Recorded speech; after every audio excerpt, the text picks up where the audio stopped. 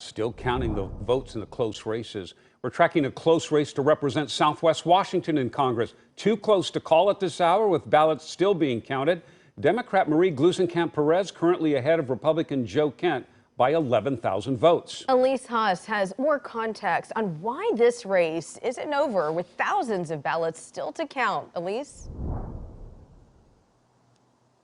So to understand this race, it's important to note how we got here. Jamie Herrera Butler used to hold this seat. When she was in office, she voted to impeach Donald Trump. She ended up losing her seat in the primary. So now this race is a dogfight between a self-proclaimed MAGA Republican and a moderate Democrat, with the question, the outstanding votes, who do they favor?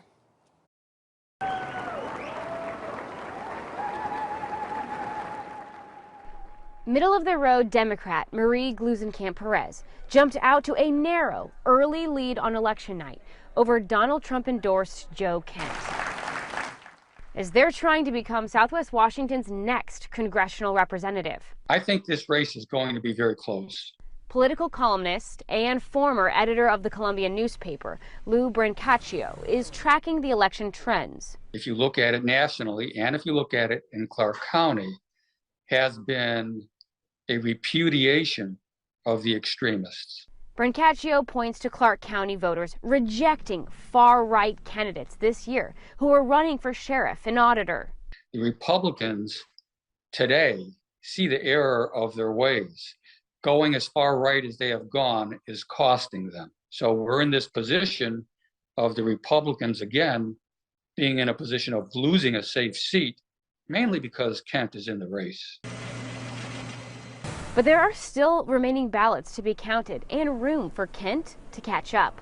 It goes back to a pillar of Kent's campaign. He's denied the results of the 2020 presidential election, tweeting he believes it was rigged and stolen. Late last month, he appeared to sow doubt in election integrity at his campaign events, encouraging his supporters to wait to cast their ballot. Bottom line is, if you're concerned about election integrity, like so many of us are, join me. If you live here in Clark County, join me on November 8th. I'll be hand delivering my ballot at the county auditor's office. Republicans tend to vote late in Clark County, so there's no question that these votes, these remaining votes, are going to favor him.